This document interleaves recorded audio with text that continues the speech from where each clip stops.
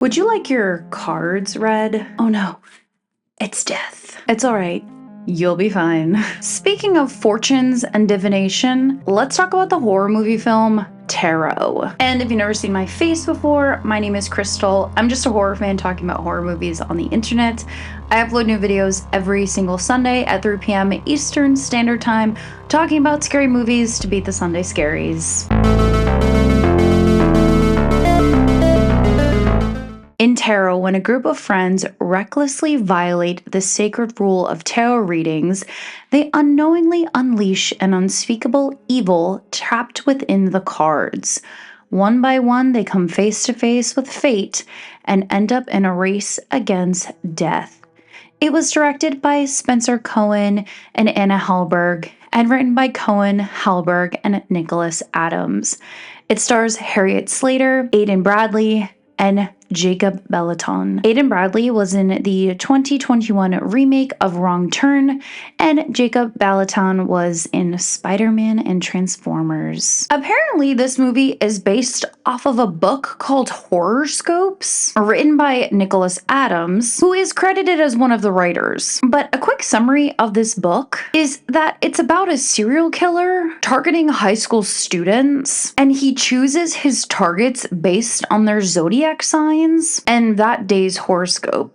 Close enough, I guess. So we have our group of friends who rent this big ass mansion to celebrate a birthday, and they run out of booze. So they decide to go looking for more, and they break into the basement. And in this basement is a spooky box with zodiac signs on it. And inside that box is a deck of handmade, hand-painted tarot cards. Right off the bat, two of the friends warn everyone not to use them because they could be dangerous. But, you know, who cares? Let's party and get our fortunes read. Haley, the main character and the one who knows the most about astrology and divination, uses the cards to read everyone's fortunes, which is the most powerful form of divination. And in this particular card pull, she pulls them each a future card, aka how they're all going to die. The concept is actually pretty neat, and I liked how we got to know each character based on their card reading instead of finding it out through conversation, which can be boring. So when the friend group gets back into town after their trip away, things start to go bad pretty quickly. They each get taken out one by whatever their future card showed them, like the High Priestess, the Hermit, the Magician, the Hanged Man, the Joker, and of course, the Death card. Each kill was unique to what was shown on the card, which again is a pretty cool concept. I enjoyed the Magician kill because the character was put inside one of those boxes and cut in half in front of this really creepy, insidious vibes looking crowd. The other kills were not bad either. One character gets bludgeoned to death by a ladder, another one gets hit by a train, and another one gets hanged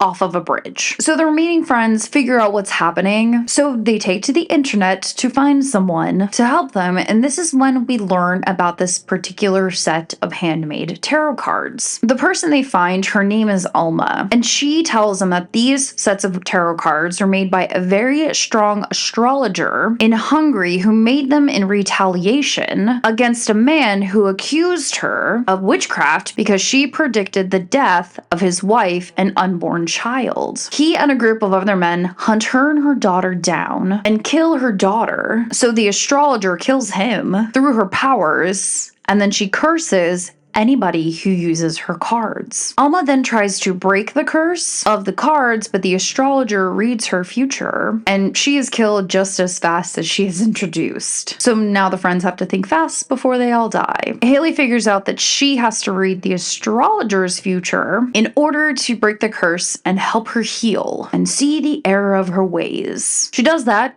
and then the movie ends. Overall, this movie wasn't terrible, but I think it was catered to younger horror fans who might just be starting to watch horror movies, which is not a bad thing. It was rated PG-13. If it had been rated R, we would have definitely seen more blood and gore. It reminded me of the Final Destination movies with a tarot card twist, which once again is not a bad thing, because if younger horror fans liked this movie, they would most likely seek out a Final Destination movie. There were moments, though, when the scenes were a little bit too dark, and there were multiple jump scares. Jump scares can be fun, but once again, I think jump scares are catered to a much younger audience. The script also wasn't my favorite. There were moments when the friend group was like in full panic mode, and the main character was just like referring back to their astrological traits, which just seemed kind of out of place. I did like how they use modern technology in the bridge scene because it showed like the sensors going off around their car when the evil entity was around them. I also liked how Haley's readings were being repeated as the characters met their demise because it helped you remember who had what fortune, since there were quite a few people in their friend group. It also felt to me like the writers and directors, like depending on how well this movie did, they could potentially make like movie spin-offs of some of the evil entities. For example, they gave a lot of screen time to the magician and gave it like this whole setup with a stage and lights and an audience. Sort of like how everybody loved the Nun in the Conjuring franchise. This is just my theory though, I could be totally wrong. I don't know. Also, I mentioned at the beginning of the video, the group of friends rented this like big ass mansion. So who were the real owners of this mansion? And did they know about this cursed box of tarot cards in their basement? There was a small mention of them being like collectors, but that's all we got. Tarot wasn't bad, but it wasn't good.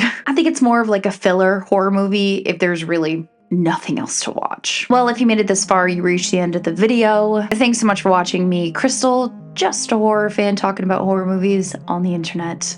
Till next time.